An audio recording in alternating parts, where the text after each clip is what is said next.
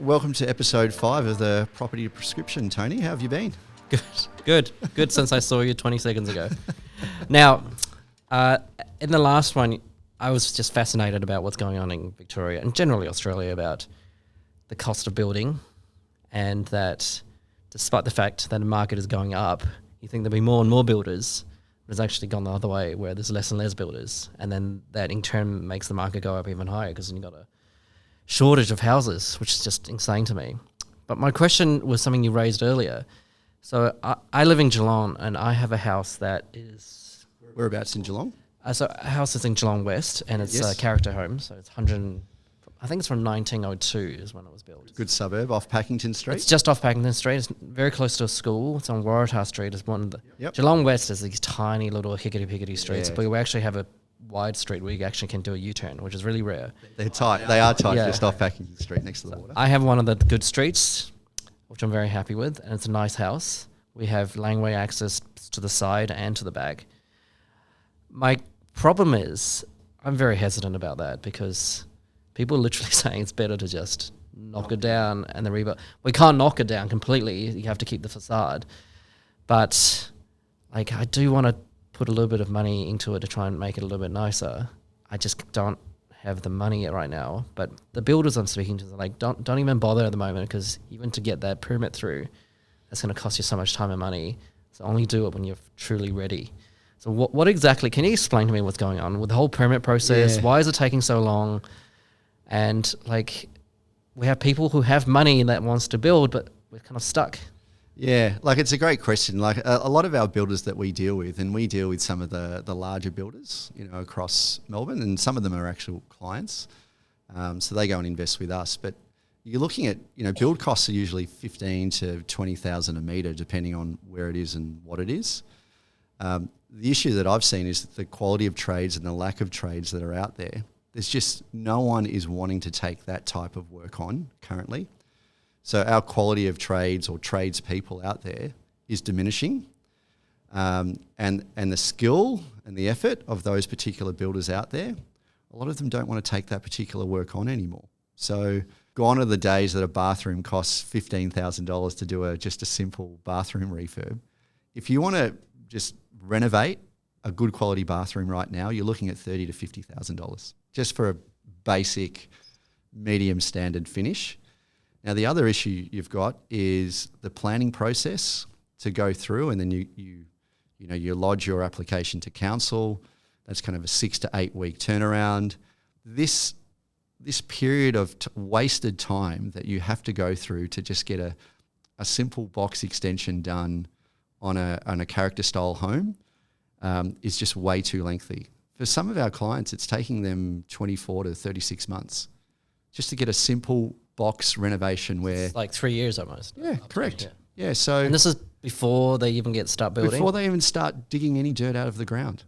It is so inefficient, and we need a complete overhaul of this to occur if we want to get and expedite these types of renovations to go through. So, and if we talk about knockdown and rebuilds, depending on which municipality that you're in, each municipality differs. Some of them are quicker, some of them are a lot longer. I won't mention which municipalities that are taking a long time at the moment, but a lot of our doctors are really struggling in the eastern suburbs, Bayside, inner north. Inner north's actually okay. Inner west is actually okay. So it definitely differs depending on where you are and what you're trying to do. With a lot of the eastern suburbs kind of knockdown rebuilds, we're getting a lot of objections, from the neighbouring. If people want to live in those areas, they've got to be more open to medium density development. And we need to change some of you have overlays on particular properties. So do you have a character overlay on your place in Geelong? It's the entire heritage? Geelong East. Yeah. Sorry, is that entire Geelong West as character? Yeah. So a lot of those, those double fronted and single fronted Edwardians and those particular character style houses, you can't knock down the facade. So you have to comply with heritage and all the rules around heritage controls, which are more expensive. It just means more dollars. Yeah. I mean, I don't want to knock down the facade. That's why I bought it. But the whole process before I even start. I'm hearing this from everyone. Where Yeah. 3 years before I even start, my budget will be completely out by then. Yeah. If I budgeted 300,000, let's say, it'll be 500,000. Who knows Yeah. what it'll be? To do a very simple box extension in a house in Ballarat, Bendigo, Geelong, you're looking at $300,000 to $600,000, and that's on a property that's worth maybe say 850 to 1.4, which is predominantly where a lot of the really good quality housing stock in Geelong is 1 to 2.5 mil at the moment. So when I speak to a doctor, I say, "Are you going to live in this property for the next 10 years?" If they are, and it's going to cost them an extra $100,000 or $200,000 to do that refurbishment, go and do it. Don't look at the numbers, just go and do it, because you're going to delay it. You're all time poor. You don't have time to do this. So just spend the money, do it, provided you're going to stay in the property for more than 10 years. If you're looking to move or getting relocated within 5 years, I'd probably be advising you to hold off. Right. So it comes down to the time that you reside in that particular property. And then when my doctors are upgrading, say, "Are you going to stay in this property for the next 10 years? Yes or no?" If they say no, or they might be relocated to another state, do we have the capacity to rent that property out while you're away or while you're travelling? So when we're talking to them about that particular property, we're asking and challenging them on those particular questions. So for me, you right now, it's going to cost $500,000 to do, go and do it, as long as you're going to stay in there for the long term. If you're looking to move out, maybe that money could be spent somewhere else. And then go and buy some investment assets and start building your wealth outside of your principal place of residence. Because a lot of our doctors are tying up a lot of their wealth within the principal place of residence. Remember, if you can increase the value of your home, it's a capital gains tax-free asset. So a lot of our doctors, they're upgrading and they're going harder in Melbourne, Sydney, Adelaide, Perth, all over the country, because that is a capital gains tax-free asset. So you have the ability to sell that down in the event that anything goes wrong, and then utilise those funds into other investments. So possibly the government one day might change that rule, but for the time being, a lot of our doctors do tend to tie up their wealth within the family home. Now, because it's so difficult and time-consuming and cost to do these renovations, and I've always been told, and tell me if I'm wrong, like, buy the worst house in the best street.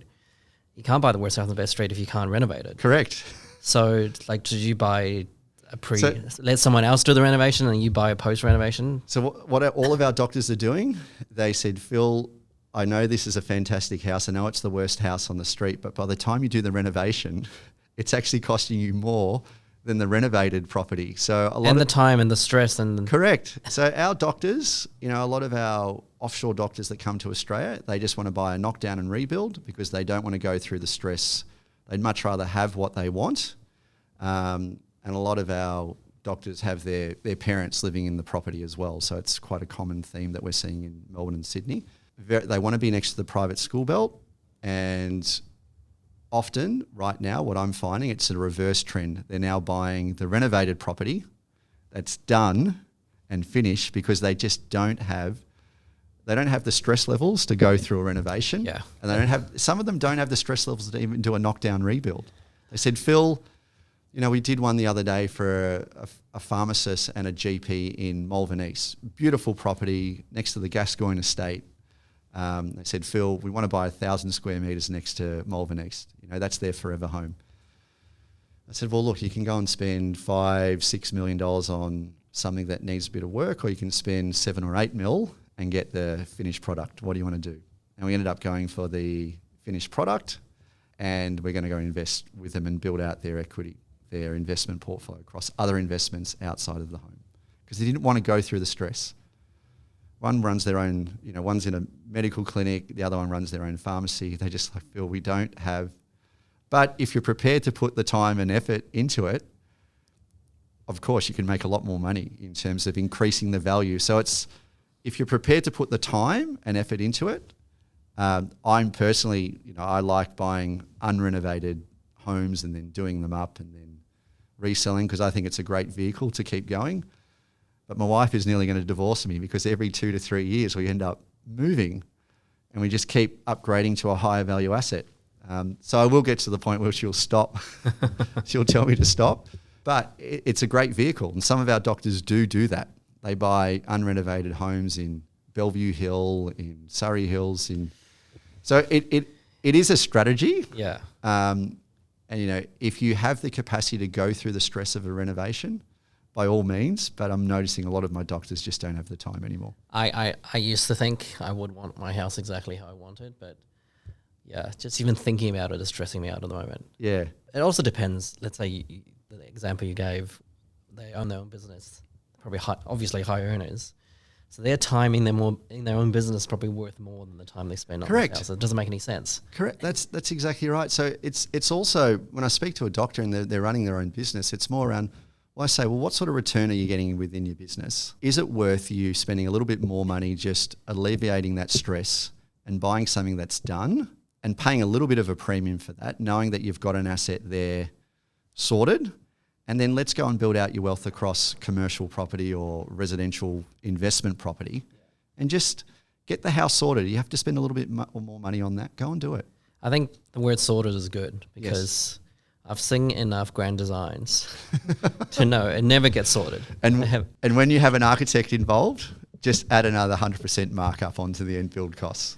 So it's always a disaster on grand designs. I mean, that's why the show is so popular. It's just every single... Actually, no.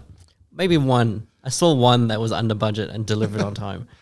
And they were actually realistic. Everyone else is always over budget. It always is a disaster. Some ending divorce.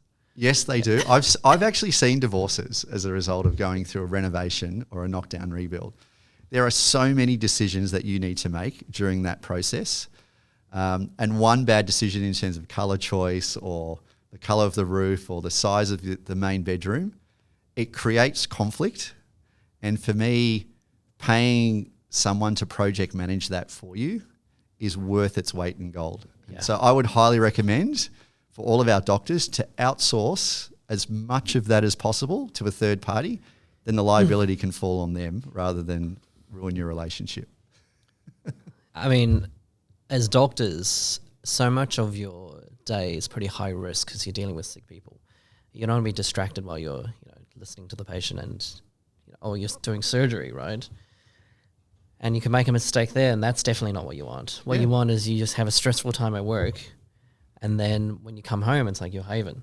You don't want to come home to a work site for the next 3 or 5 years, which I have friends who've done that, and their house have turned out okay, but those 3 to 5 years sounds pretty hectic. It's another level of stress that you as a doctor don't need. So for us, we always say if you have to get that asset right and spend a little bit more, so be it. And we run obviously a home buying kind of service as well. And we always get to this point, you've got your investment portfolio to, if you ever need to, sell that asset, that investment down to pay off the debt on the larger family home, but go and buy the home that you're going to be happy with because it's going to be a 10-year decision, not a 1 or 2 year decision. The investment properties that you own, they're all liquid. They can be liquidated. But don't take shortcuts on the family home because that is supposed to be your centerpiece, your happy center. So for us, it's a common occurrence. And, a lot of our doctors buy the first home, upgrade, but do it in a very, make sure that you don't take on way too much debt on the family home. And I see that a lot as well. They've got significant amounts of home loan debt on their family homes, but that restricts their ability to go and invest. So there's this, we have to keep the doctor accountable. It's a good balance, isn't it? It's a balance. In fact, I would love to explore that, especially I think we touched on it previously, but I think you're quite passionate about making sure the younger people don't fall into traps. Absolutely. And I think I've fallen into a few traps. I wish I had your advice 10 years ago, but I'd love to explore that in more detail in our next chat. So let's end it here and let's see where you can provide some guidance for our junior doctors and our young doctors coming up. Great. Thanks, Tony.